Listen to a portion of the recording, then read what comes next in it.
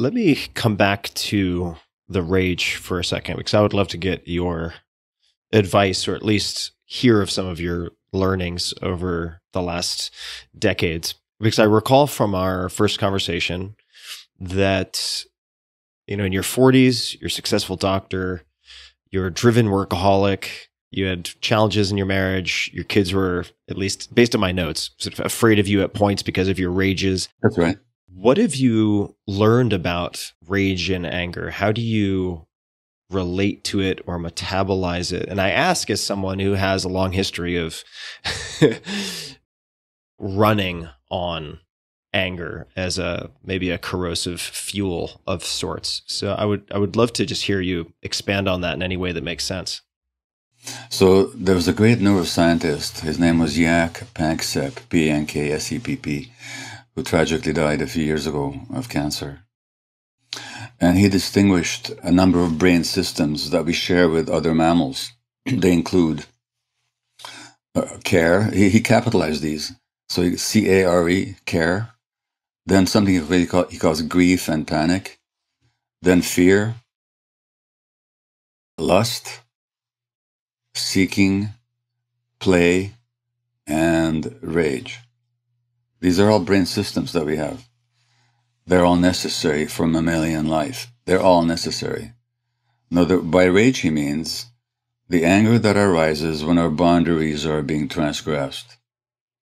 If I were to infringe on your boundaries, either physically or emotionally, the healthy response for you is to mount an anger response. No, get out. Stay away.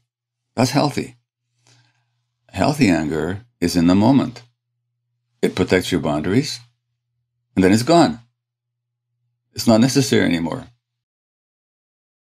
However, if your boundaries were infringed as a child, but you could not express it, it doesn't disappear.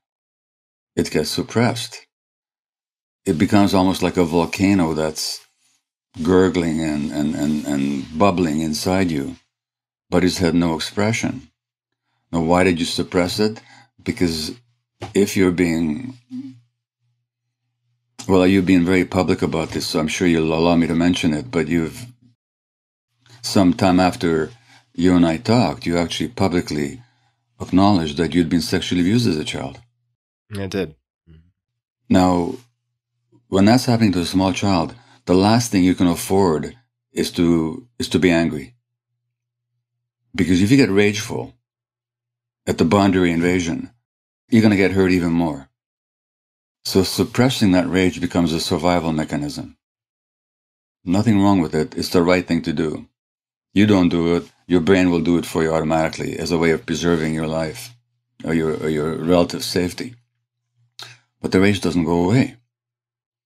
What happens then later on as an adult, something triggers you, and all of a sudden it just explodes out of you, and you have no control over it. Now it's no longer a response, a healthy response to the present moment, but it's a response to the past. And just as my hurt and sense of abandonment and then rage was triggered by my wife not picking me up at the airport, so a person's rage can be triggered by something relatively minor, but all of a sudden this lava flow just explodes out of you. And the difference between healthy anger, and by the way, suppressing healthy anger is also unhealthy for you. We can talk about that. But just as healthy anger expresses itself, does its job, and then it's gone, rage, the way, such as I'm describing, such as the way I used to experience it, and probably as you used to experience it, the more it explodes, the bigger it gets. That's what happens to me. It doesn't pass through. Sorry? No, I was just reinforcing that by saying, you know, I've worked with certain therapists who have said, you know, punch a pillow, express the rage, let it just pass through you like the wind. But that isn't, in fact, what happens with me. And I know I'm not the only one. It actually magnifies and intensifies and extends this feeling. Exactly, because it recruits more brain circuits into its service.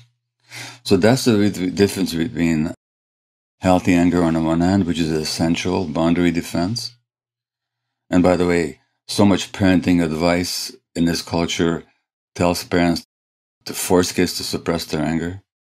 Really unhealthy advice. And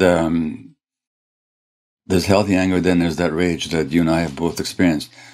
That, to work with that, no, it's, look, if you're going to punch a human being and there's a pillow to punch instead, better to punch the pillow. Right.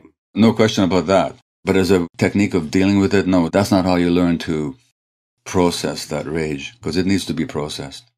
How do you approach the processing? What is a more effective prescription or one possible way of thinking about it or approaching it? Well, if I was working with you, I would encourage you to fully experience the body experience of rage. What's happening in your body? And you'll find that it's not just an idea in your head. It's something that dominates your visceral experience of yourself. Your muscles, your breathing, your abdomen, your entire nervous system.